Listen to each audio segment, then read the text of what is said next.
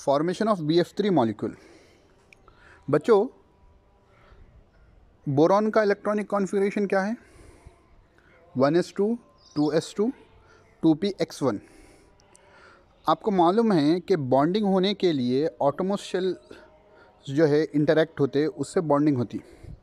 तो हम बॉन्डिंग के लिए 1s2 को तो छोड़ देंगे। अब ऑटोमोस्ट शेल है 2s2 2px1।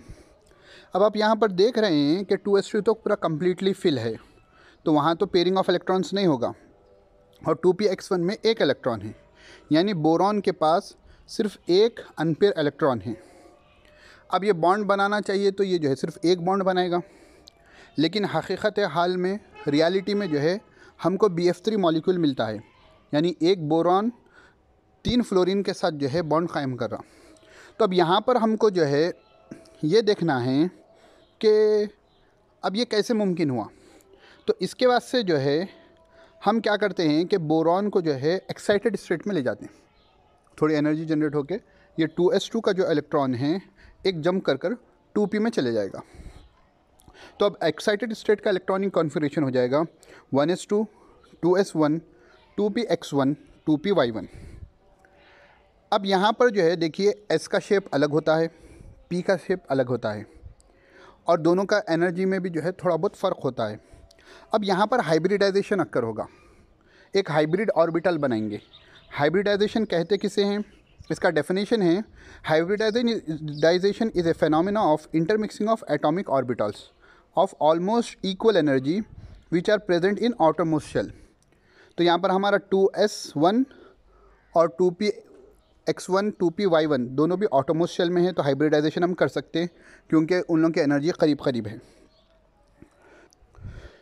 उसके बाद उसके डेफिनेशन में है which are present in the outermost shell of the atom and they reshuffling and redistribution.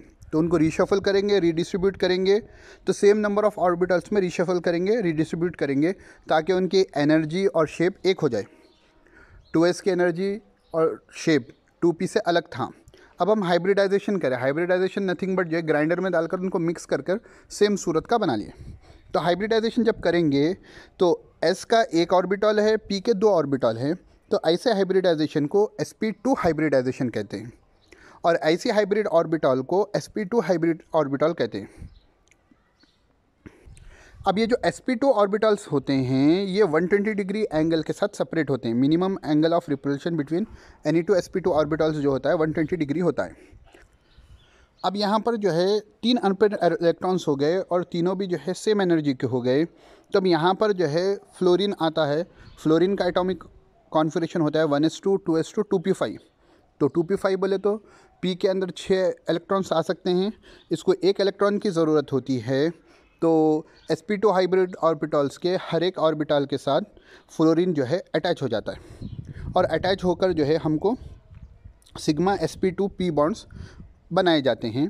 तो इस तरीके से हाइब्रिडाइजेशन के ज़रिए हम BF3 मॉलिक्यूल को बनाते हैं। तो ये बिल्कुल आसान है हाइब्रिडाइजेशन का कॉन्सेप्ट। इस कॉन्सेप्ट को देखेंगे, जहन में रखेंगे तो आप आसानी से इसको समझेंगे। पहले जो होता है हम आउटरमोस्ट शेल को देखेंगे, आउटरमोस्ट शेल में इलेक्ट्रॉनिक कॉन्फ़िगरेशन को देखेंगे, कितने अनपेयर्ड इलेक्ट्रॉन्स होना है बॉन्डिंग के ज़रिए हमको मालूम होगा। उसके बाद एक्साइटेड स्टेट में ले जाएंगे। एक्साइटेड स्टेट के बाद अगर हमको एनर्जी अलग अलग दिख रही है तो एनर्जी एक करना है, तो हमको जो है उसके से हाइब्रिडाइजेशन करना पड़ेगा। हाइब्रिडाइजेशन होता क्या है, उसमें इंटरमिक्सिंग होती है, होकर सेम शेप और सेम एनर्जी की ऑर्बिटल हमको मिलती है। ये था फॉर्मेशन ऑफ BF3 मॉलिक्यूल। आपको कुछ समझ में ना आए तो कमेंट करें, इंशाल्लाह समझा दिया जाएगा।